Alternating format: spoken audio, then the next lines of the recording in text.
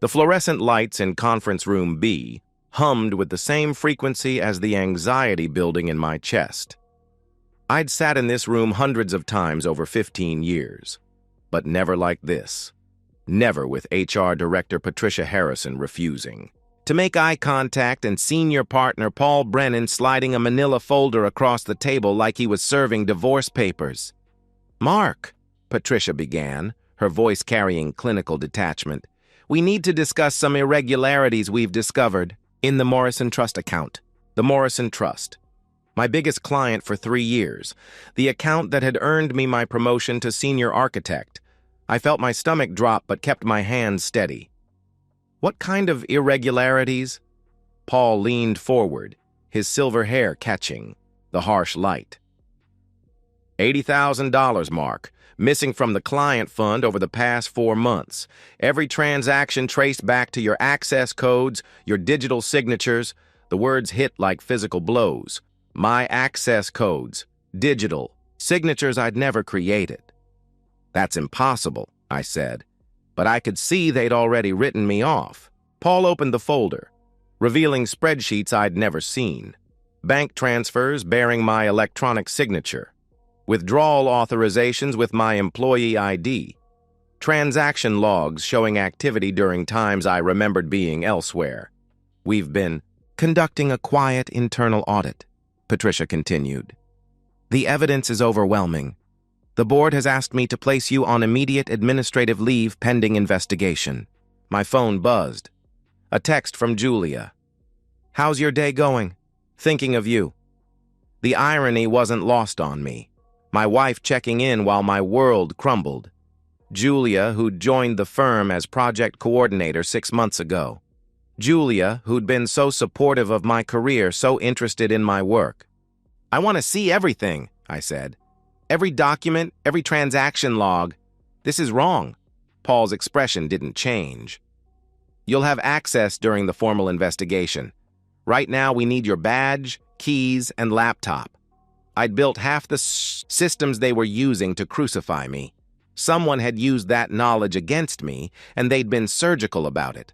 Standing felt like moving underwater. I handed over my badge, keys to my corner office, my laptop still warm from the morning's presentation.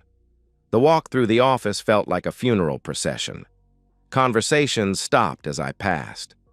Colleagues I'd worked with for over a decade suddenly found their screens fascinating. My office looked exactly as I'd left it. Coffee cup half full, photos of Julia and me from our anniversary trip to Napa, architectural models I'd built during late nights. Everything the same, except now it felt like evidence of a life I was no longer entitled to live.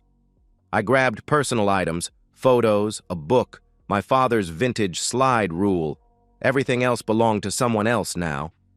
The elevator ride down felt eternal. In the lobby, I passed the wall of partner photos where I'd hoped to see my face someday. Paul's portrait smiled down at me. Outside, Seattle rain had started, aggressive downpour that soaked through jackets. I stood there letting it wash over me, trying to understand how my life had imploded in 23 minutes. My phone buzzed again. "Julia, bad day? I'll make your favorite dinner tonight. Love you." Whoever had done this knew exactly which pressure points to hit. They understood our systems, protocols, vulnerabilities. This wasn't an outsider or crime of opportunity. This was intimate, personal, planned. Someone who knew me well enough to forge my digital signature had just destroyed my career. Someone who understood my routines had created false evidence during times I had alibis for. Someone with access to my codes had stolen $80,000 and made sure every trail led back to me. Walking to my car, one thought crystallized. This wasn't random. It was surgical. Whoever had wielded the scalpel had been planning this operation for a very long time. "Oh, honey, what happened?" Julia's concern felt warm as I walked through our door. But something about how she immediately set down her wine and came to me made my skin crawl. Too ready, too prepared for bad news. I told her everything. Accusations, evidence, administrative, Leave. She made all the right sounds, asked all the right questions, but watching her perfectly timed reactions, I felt like I was watching a performance. "This is insane," she said, curling up next to me. "Everyone knows how honest you are. 15 years, Mark. They can't throw that away." Her hand on my chest should have been comforting.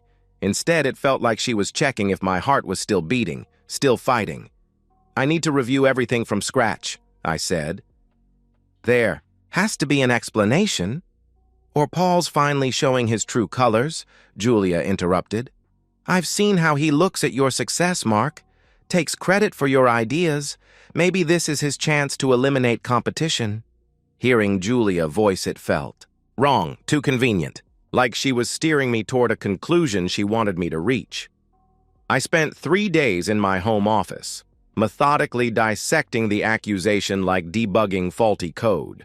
The spreadsheets contained dozens of transactions, but cross-referencing. Timestamps with my calendar revealed patterns that made no sense. Several withdrawals supposedly authorized by me when I'd been in Portland for the Henderson project. A large transfer dated at 2:47 a.m. when my home Wi-Fi logs would show my computer offline and I was asleep next to Julia. The digital signatures weren't perfect forgeries, close, but my eye caught subtle differences in vector curves.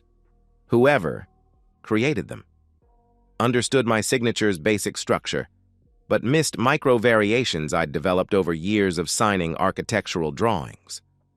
Good enough to fool HR, but not someone who'd been signing his own name professionally for 15 years. Julia had been working late most nights since starting at the firm. Project coordination, she'd said. Her laptop was downstairs, charging where she always left it. She was upstairs showering, humming something I didn't recognize. I didn't open it. Not yet. But I noticed things. Paul Brennan's name in her recent Outlook notifications. Not just 1 or 2, but dozens stretching back months. Far more emails than a project coordinator would need with a senior partner. "Find anything useful?" Julia asked, appearing in the doorway wearing my old Columbia t-shirt. "And nothing else.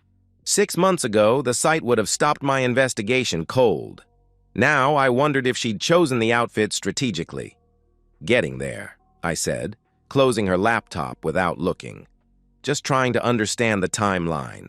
She moved behind, me, hands on my shoulders, kneading tension I hadn't realized I was carrying. "You're brilliant, Mark. If anyone can figure this out, it's you. Just don't let Paul destroy what we've built here. This house, our life together. He's not worth it. Our life together." The words should have been reassuring, but they felt like a warning. Don't dig too deep. Don't risk what we have. That night, Julia fell asleep early, or pretended to. I lay next to her, listening to her breathing, studying the ceiling we'd painted together 3 summers ago. Everything about our bedroom told the story of a happy marriage, but marriages were like buildings. The foundation mattered most. I thought about her jewelry box, specifically new pieces that had appeared recently. Pearl earrings she'd worn to the firm's holiday party, gold bracelet she'd claimed was from her sister, diamond tennis necklace that appeared last month with some story about a bonus from her previous job, one she'd never mentioned before. The next morning, while Julia was at yoga, I found the receipt, hidden well, tucked inside pages of a cookbook she never used, but I'd built the custom shelving. I knew every book, every hiding place. 3,147, cash payment, dated 3 weeks ago, around the time the Morrison Trust showed suspicious activity, technically proof of nothing, but it was a thread, and threads led to unraveling. I photographed it, returned it to its hiding place, and went back to my office. To think, Julia started at Brennan & Associates 6 months ago. Morrison Trust irregularities began 4 months ago. She'd been asking questions about my projects, casual questions over dinner, pillow talk about which clients paid most, innocent curiosity about financial systems. I'd thought she was interested, because she loved me. What if she'd been interested because someone asked her to be? What if my wife had become someone I'd never really known? or if she'd been that person all along and I'd been too trusting to see it. The architecture of my marriage might have been built on a foundation I'd never properly inspected. By Sunday night, Julia was asleep beside me, breathing deep and regular. I waited until certain she wouldn't wake, then slipped out to my office. I had maybe 10 hours before IT completed the system purge that would lock me out permanently. 10 hours to recover 15 years of digital history. Most people didn't understand that deleting emails was like tearing pages from a book. Words were gone, but traces remained embedded in the binding. Server administrators knew deleted files, lived on in backup rotations, system caches, and audit logs for months before being truly purged. And I had designed half of Brennan and Associates' IT infrastructure. My personal laptop still had VPN access through my home connection. IT hadn't thought to revoke tunnel certificates, an oversight that would cost them dearly. I logged into the email server using my administrative backup account, the one I'd created years ago for system maintenance and forgotten to mention during exit. The deleted items recovery protocol I'd implemented ran silently, scanning backup partitions for conversation fragments someone had tried to erase. While it worked, I crafted targeted searches. Paul Brennan plus Julia Davidson, time-stamped within 6 months. First results appeared at 2:17 a.m., professional emails initially. Project coordination, client schedules, nothing suspicious. But timestamps told a different story. Conversations at 11 p.m., midnight, 2 a.m. Project coordinators didn't discuss file organization with senior partners at those hours. By 3:45 a.m., the tone had shifted. Email threads starting with "Per your request for Henderson files" evolved into "Thanks for dinner last night" and "Looking forward to seeing you again soon." The metamorphosis was gradual but unmistakable, professional courtesy bleeding into personal intimacy. The breakthrough came at 4:22 a.m., a recovered email from Paul to Julia, sent 3 weeks ago. Julia. Mark's too predictable, too comfortable in his position. He trusts the system because he built it, but every system has vulnerabilities its creator can't see. The Morrison account has enough volume to hide small discrepancies, and his access codes give us the perfect signature trail. Once he's out, his clients become mine automatically. The board already trusts me to handle crisis situations. My hands didn't shake as I took screenshots. That reaction would come later. Right now, I was in pure analysis mode, processing information like a machine designed for exactly this purpose. Julia's response, 20 minutes later. "I still feel guilty about this. Mark's been good to me, better than I deserve." Paul's reply was swift and calculating. "He's been naive about you, about us, about how business really works. You handle the technical alterations. You understand his signature patterns better than anyone. I'll manage board politics and media containment. The shell company is ready to receive funds." Shell company. I had them now. I dove deeper into server, logs, tracing financial authorizations and cross-referencing with access patterns. Paul had been clever, using my administrative credentials during off hours, creating fake vendor accounts with names similar to legitimate contractors. Brennan Construction Solutions instead of Brennan Consulting Solutions. Close enough to pass casual inspection, distinct enough to open separate bank accounts. But Paul had made one critical error. He'd underestimated the digital footprint of modern conspiracy. Recovered files revealed everything. Julia's detailed notes on my daily routines, signature variations, security habits, screenshots of my computer screen taken with her phone when I'd left my laptop open. Even voice messages to her sister automatically backed up to our shared family iCloud storage. I played one audio file through headphones, Julia's voice bright, with excitement.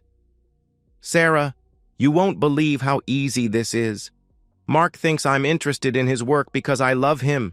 He explains everything, client accounts, authorization protocols, even shows me signature techniques when I ask about architectural drawings. Paul says once Mark's gone, I'll get his corner office and promotion to senior project manager. We'll finally have the life we deserve. The timestamp was 3 weeks old, right around when she'd bought the expensive bracelet. Another recording from 2 weeks ago. Paul promised me Mark's position once he's promoted to manage Paul's new department. He says the board sees potential in me, that I understand both technical and client service sides. Mark's too narrow, too focused on just architecture. They need someone who can see the bigger picture. I saved everything to multiple encrypted drives, then created backup copies on secure cloud servers Paul and Julia didn't know existed. By dawn, I had a complete digital autopsy of their conspiracy. Timelines, evidence chains, financial records, and their own recorded confessions. The most damaging evidence was Julia's casual admission. The brilliant part is that Mark trained me to forge his signature without realizing it. He's so proud of his penmanship, keeps showing me the precise angles and pressure points when he signs important documents. He thinks he's teaching me to appreciate craftsmanship. Really, he's giving me tools to destroy him. I sat back as first gray light crept through my office windows.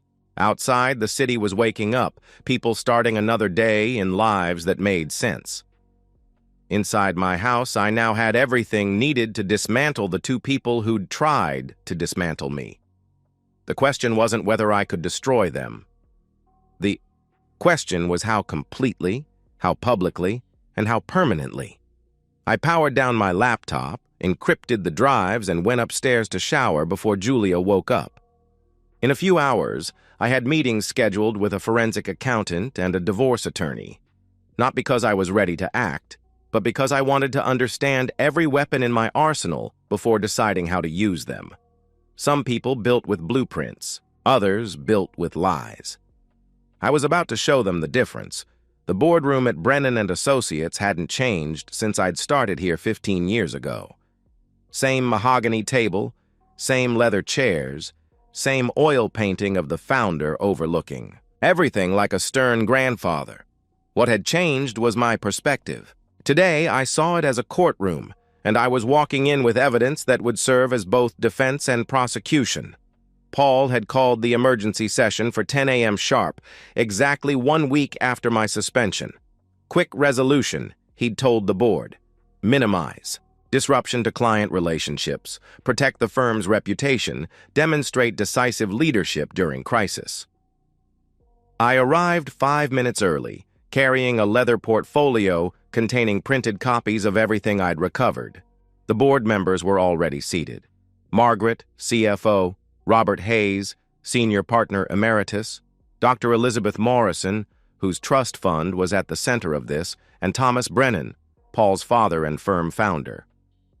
Julia sat in the corner, a concerned spouse, officially, but I now recognized her real role as Paul's intelligence asset. She gave me an encouraging smile that I returned with the warmth I'd show a stranger. Paul entered at exactly 10 a.m., carrying his own portfolio and wearing the charcoal suit that photographed well for client meetings. He'd always understood presentation, looking like a leader even when he wasn't. "Thank you for accommodating this emergency session," Paul began, his voice carrying gravity of someone reluctantly shouldering necessary burdens. "As you know, we've discovered serious irregularities in the Morrison Trust account. $80,000 has been systematically diverted over 4 months. He distributed copies of the same doctored spreadsheets he'd shown me. Bank transfers, authorization codes, digital signatures, all pointing to me with prosecutorial precision. The evidence is overwhelming and unfortunately clear," Paul continued. "Mark's administrative access, his signature authorizations, his direct client relationship. We've traced every transaction, and they all lead to the same conclusion." Dr. Morrison leaned forward, studying documents. "This is deeply troubling, Paul. Mark has managed my account flawlessly for 3 years. Are you certain?" "I wish I weren't," Paul replied, his tone carrying just the right note of disappointed professionalism. "But the digital trails are irrefutable. It has verified the authenticity of every log entry." I let him present his entire case, taking notes like a man preparing final statements. Julia performed beautifully. Shocked spouse, concerned colleague, innocent bystander watching her husband's reputation crumble. She even managed tears when Paul mentioned potential criminal charges. "Mark," Margaret said, "do you have anything to say in your defense?" This was it. 15 years of trust and reputation balanced against fabricated evidence and false testimony. "I do," I said, standing and walking to the presentation screen. "But first, I'd like to show you some additional evidence that's come to light." Paul's confident expression flickered, just for a moment. But I caught it, the first crack in his facade. I connected my laptop to the projector, the screen filled with an email timestamp from 3 weeks ago. Paul Brennan to Julia Davidson, sent at 11:47 p.m. Mark's too predictable, too comfortable in his position. He trusts the system because he built it, but every system has vulnerabilities its creator can't see. The temperature in the room dropped 10 degrees. Paul started to speak, but I held up my hand. "Please, let me finish presenting the evidence before we discuss it." Next slide showed Julia's response, then Paul's detailed instructions about creating shell companies, then Julia's enthusiastic agreement to help frame her husband. I watched board members' faces transform from confusion to horror to disgust as they realized what they were seeing. "These are fabricated," Paul said, but his voice had lost authority. "Mark has obviously doctored these communications to deflect. Blame. Actually, Paul, these came from the firm's own email servers using our standard recovery protocols." I advanced to the next slide. Server logs showing original timestamps, system authentication records, backup verification codes. Everything authenticated by our IT department's own forensic tools. Dr. Morrison stood up abruptly. "Is that my trust fund you're casually discussing? My late husband's money you're stealing?" But I wasn't done. Next slide showed shell company bank records. Brennan Construction Solutions, account opened 4 months ago, receiving exactly $80,000 in transfers matching the missing Morrison trust funds to the penny. The routing numbers trace back to accounts opened with Paul's social security number and home address. I continued. "The bank has confirmed his identity through their standard verification process." Paul was graying now, his confident demeanor cracking like a building, settling on a bad foundation. "This is impossible. You're fabricating evidence to what, Paul? Prove my innocence? Frame you for crimes you actually committed?" I clicked to the next slide. Julia's voice message to her sister, the audio file that would destroy them both. "Before we listen to this," I said, "I should mention that it was automatically backed up to a shared family cloud storage account. Nothing I could have altered or fabricated since the timestamps and authentication come from Apple's own servers." I pressed play. Julia's voice filled the boardroom, bright and excited. "Sarah, you won't believe how easy this is. Mark thinks I'm interested in his work because I love him. He explains everything. Client accounts, authorization protocols, even shows me signature techniques when I ask about architectural drawings. Paul says once Mark's gone, I'll get his corner office. And promotion to senior project manager. We'll finally have the life we deserve." Julia went white, not pale, white. The color of someone watching their entire future collapse in real time. Thomas Brennan looked at his son with an expression I'd never seen before. Complete betrayal mixed with absolute disgust. "Paul, please tell me you have an explanation for this," Paul tried. He claimed I'd hacked their communications, fabricated the evidence, somehow manipulated Apple's cloud servers and the firm's email system to frame him. But each protest sounded more desperate than the last, especially when I revealed the final piece of evidence. Security camera footage from the office building showing Paul and Julia entering after hours on the exact dates when the fraudulent transactions were processed. "The building's security system isn't connected to our internal network," I explained. "Independent verification, impossible to hack or alter. Paul's key card access, Julia's visitor badge, timestamps matching the financial transfers to the minute." Margaret stood up, her face a mask of professional fury. Paul, you're terminated, effective immediately. Security will escort you from the building. We'll be referring this matter to the district attorney's office for criminal prosecution. She turned to Julia. Ms. Davidson, your employment is also terminated. You're banned from firm property, and we'll be pursuing civil recovery of all funds involved in this conspiracy. Julia tried to speak, some desperate plea about being manipulated, about loving me, about making mistakes. But I wasn't listening anymore. I was watching Paul, seeing the moment when he realized that his carefully planned frame job had become his own trap. The board meeting's not over, Thomas Brennan said, his voice carrying the weight of 5 decades in business.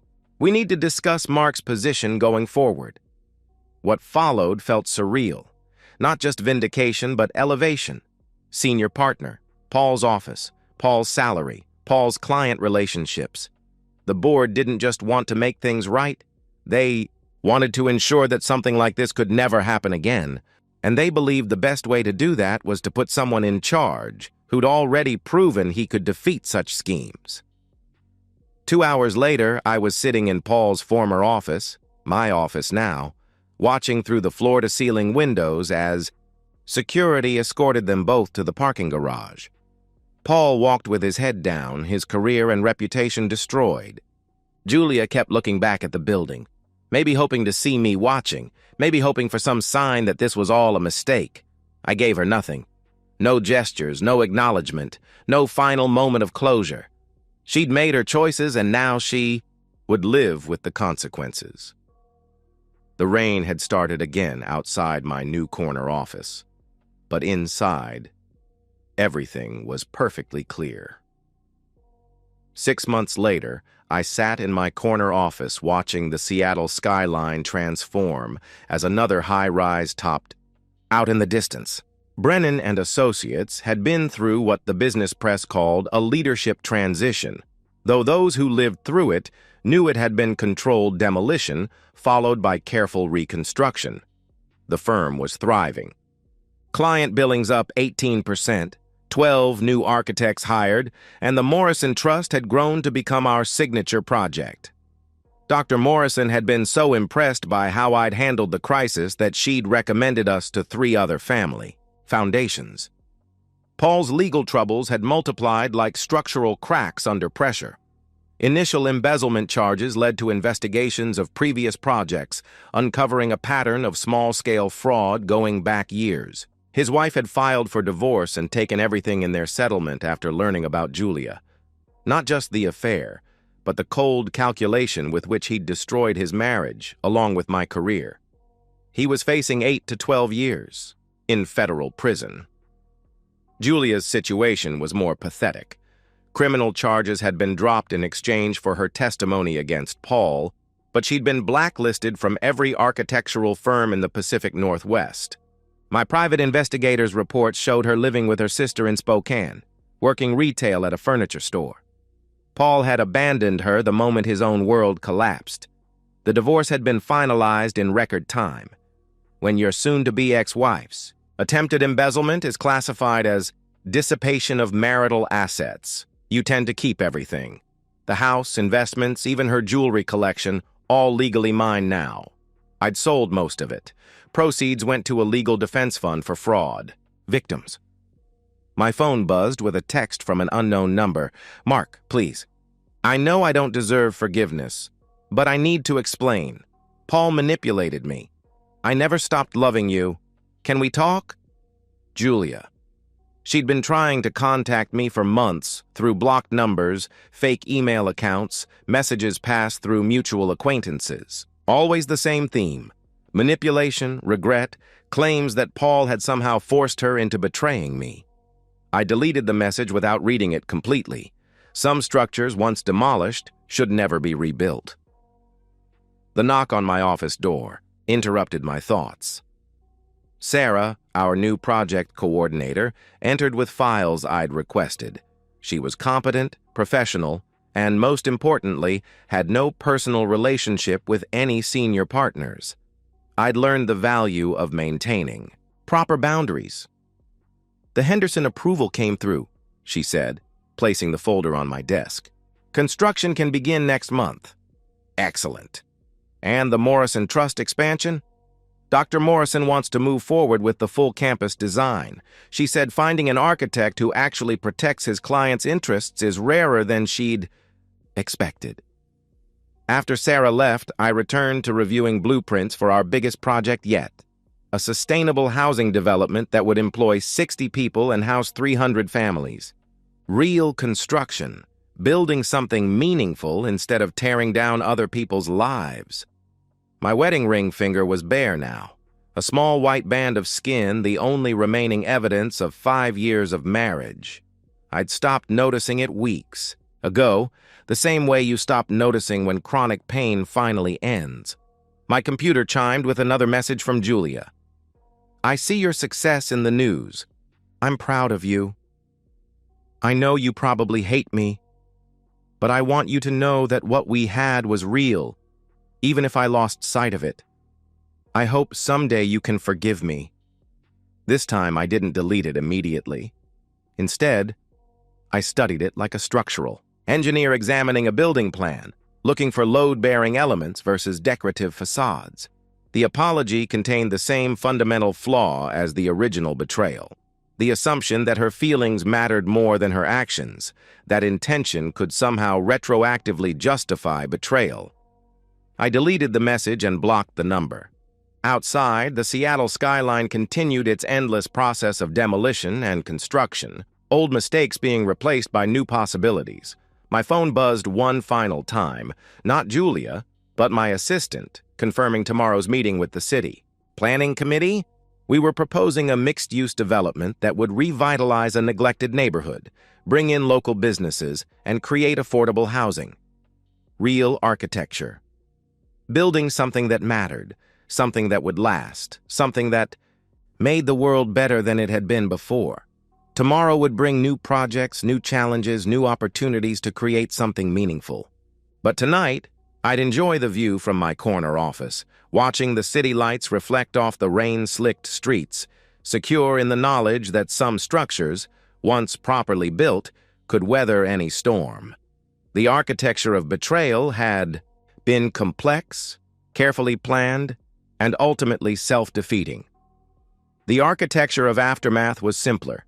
Clear foundations, honest materials, and the patience to build something that would last. And that's the end of today's story. If you enjoyed it, please give this video a thumbs up and drop a comment below. Your support helps the algorithm push my content further. If you're new to the channel, don't forget to hit that subscribe button. It really helps me keep creating more stories for you. Thanks for watching, and I'll see you in the next one.